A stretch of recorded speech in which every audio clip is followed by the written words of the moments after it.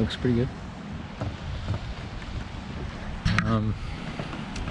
Yeah, I didn't upload yesterday because I was skateboarding and I had to work, and I had a chemistry quiz, and I just was like not ready to record this video because I was trying to do some research on the topic of this video, basically men versus women behavioral differences. I guess that's what we can call it.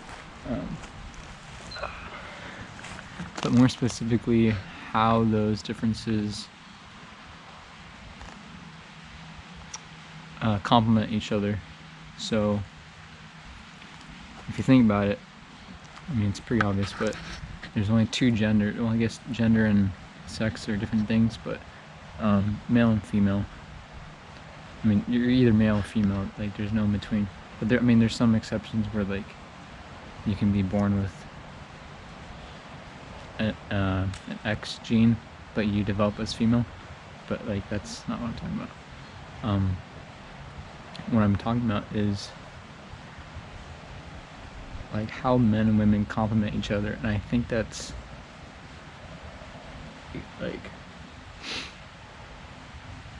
I don't really know how to explain it. I've just been thinking about it a lot.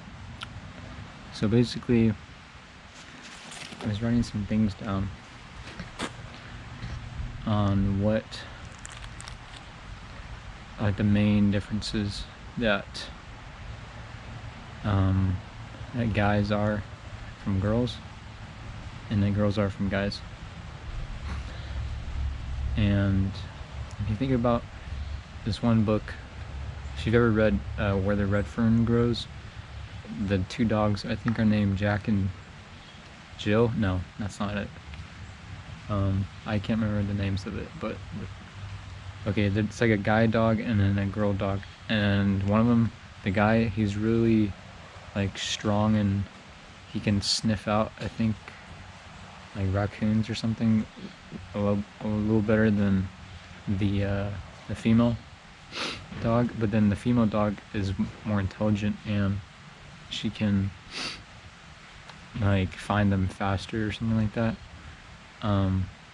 But the thing is, like at the end of the book, they develop, I think, oh no, they think one of them gets bit by like a cougar, and like they end up getting really sick and passing away. I think the girl dog like dies in the end, but then the guy, he has like no purpose to live without that complementary you know, like aspect in his life, because even though he had like strong personality strengths and like physical strength as well, he could not do its job without his partner complementing what he was lacking. So like if you think, I'm always saying, like if you think about, I guess how many times I say that in this video, but like the yin versus yang idea. And so the black one is the yin and the white one is the yang. And if you think about how they're both taking up the equal amount of the circle, 50-50 pretty much, that's considered like equal sharing of personalities. But then the interesting part, like the whole thing that makes the yin and yang special, is the integration of the yang inside of the yin, and then the yin inside the yang. So that creates harmony within each other, because not every guy is 100% male, like in his head. Like you can't be 100% male. You have like a little bit of female in you, and same with girls. They have like a tiny amount of testosterone, and then I think guys have estrogen. I don't remember, but like, you know what I mean. You can be like 90% male and then maybe like 10% female, and then same with girls. But what I've been thinking lately is, I feel like I have more female inside me than most of the guys I hang out with, just because I don't know why that is, because I just feel more quiet, and I can pick up on little details that I've been reading is more like a girl trait, apparently. So I don't know, I guess that's why it's kind of hard for me to find people that complement me or like harmonize my ratio, because this ratio only works when you find someone who has like the same kind of ratio as you. So if you're 70-30, then they have to be 70-30 as well. So if you're 70% male and you're 30% female, then they have to be 70% female and 30% male to complement your energy and your personality traits. But I'm not sure that's not even valid. Like, I'm just saying my opinion, but I don't know, it's just one way to think about it. I was going to talk about the yin and yang some more. I wrote down some things on my phone. It's just hard, I guess, so many notes. It's like I'm trying to organize it. Okay, here it is. So you're made up of 4 things, basically: your mind, body, emotions, and soul. What does that mean? So the mind is the sorry, there's a plane. The mind is the ability to control your emotion. Okay, this is my definition, like from my own words. This is not like I didn't look it up or anything. The ability to control your emotions and analyze and choose a fulfilling destiny. The origin of every action you do, for every action begins as a thought, and every thought begins in the mind. Okay, it's important. The mind is a dynamic sponge that absorbs information as beneficial or harmful depending on your mood and current mindset. So you can either perceive a scenario as good or bad depending on like your self-control and your emotion in that moment. You know, if someone like threw a baseball at me right now, I would probably be mad, but you know, if I took it in a good way and they're like doing it by accident, I can control my emotions. Versus if I was in a bad mood, then I would just assume that they were like out to get me or something like that. But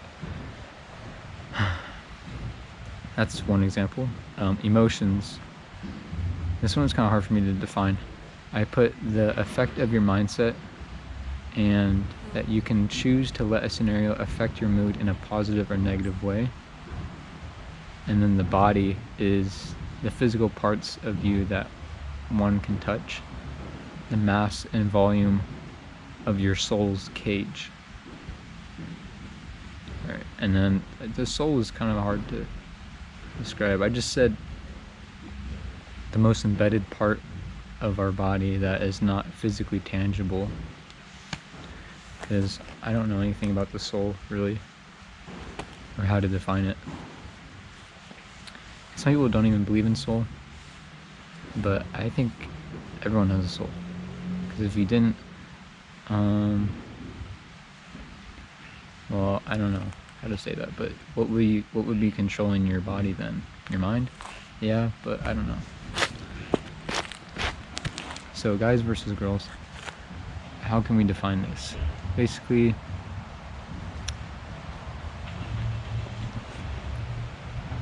I don't know how to, like, what I'm trying to say with this, because usually you gotta get like a takeaway from this, but you know, like, how can you take away from just like observing obvious differences between 2 evolutionary pathways, I guess? You know, it's like, what's the point of even having 2 genders, or like 2 male and female? Like, well, what's the point of that? There's probably an answer to that. Someone probably knows that, like an evolutionary biologist probably knows that. But I've been taking this evolutionary class, and it's just making me think about like the really advanced traits that we have acquired over the years, like in humans especially. like the ability to rationalize and make judgment calls, I guess, is really like advanced, and I'm not sure what the purpose is for that, like why we evolved to do that, but you know, here we are.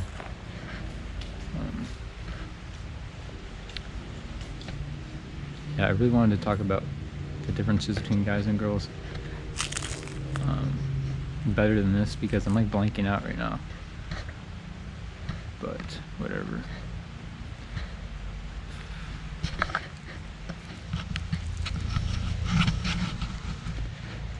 Trees are turning colors. It's pretty cool. But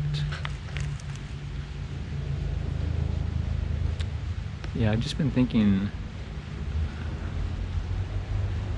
I get along with guys way better than I do with girls, which is weird, because if you think about how we're wired, apparently I'm supposed to get along better with girls because of how complementary our traits are, pretty much. You know, like if I'm insensitive and I am very logical, and then she's very loving and affectionate towards like people, then you know that would go together hand in hand. Love and truth kind of go together, like PB and J. It's kind of cringe, but you know what I mean. But then, like, how can we be so? How am I supposed to live with this person for the rest of my life if if they're like illogical? You know, if they have a different mindset than me, it's just hard to see myself agreeing with that person for like, I don't know, 60 years if I'm gonna be marrying that person for that long. Then when I want that person to be like more agreeable and have like the same traits as me, which would be pretty much like an exact copy of me, which would be a guy. So it's like, it's kind of weird to think about why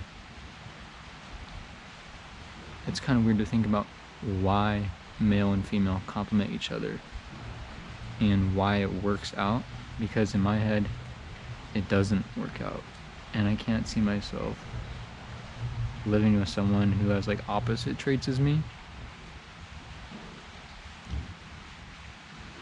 You know what I mean? Does that make sense? I'm like speaking my own language sometimes, bro. It's just like